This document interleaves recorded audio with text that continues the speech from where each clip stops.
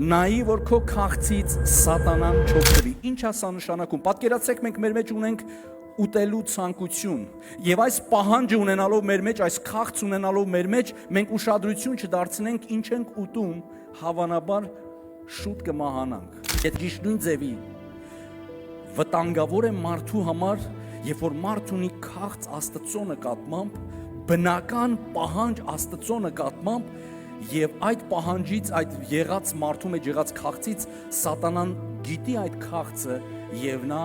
բերում է մարդու կյանքի մեջ տարբեր, այսպես ասած, պաշտամունքներ եւ կրոններ։ Եվ շատ շատերը,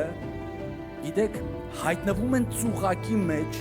հայտնվում են թակարդի մեջ, որովհետեւ իրենց մեջ եղած քաղցը իրանք ճիշտ չեն կարողանում արձագանքել, այսինքն կա ճանապարհ, Աստծուն մոտիկանալու ճանապարհը Աստված ինքն է մեզ փոխանցել։ Սա է ճանապարհը, որովհետև Հիսուսն ասեց. «Ես եմ ճանապարհը»։ Հիսուսն ասեց. «Ես եմ կյանքի հացը», այսինքն մեր ամբողջ ուզածը ինքն է։ Ես եմ ճշմարտությունը։ Հիսուսը, գիտեք, հերթով այս ամեն ինչը նշել է, որ մարդ իմանա ոչ թե Հիսուսը ինչ որ մի բան է, այս մի բանը կարող է իրանից մարդը վերցնի, մնացած բաներն է կարող է տարբեր տեղերից։ Հիսուսը խոսում է. «Ես եմ ճանապարհը, ես եմ ճշմարտությունը, ես եմ կյանքի հացը», եւ այսպես լիքը բաներ ինքը իր համար ներկայանում է, որ մարդը իմանա, որ իր ամբողջ ուզածը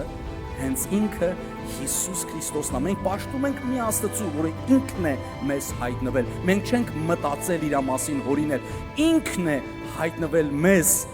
եւ դա հիմք է տալի մեզ նրան պաշտելու եւ երկրպագելու սեներ։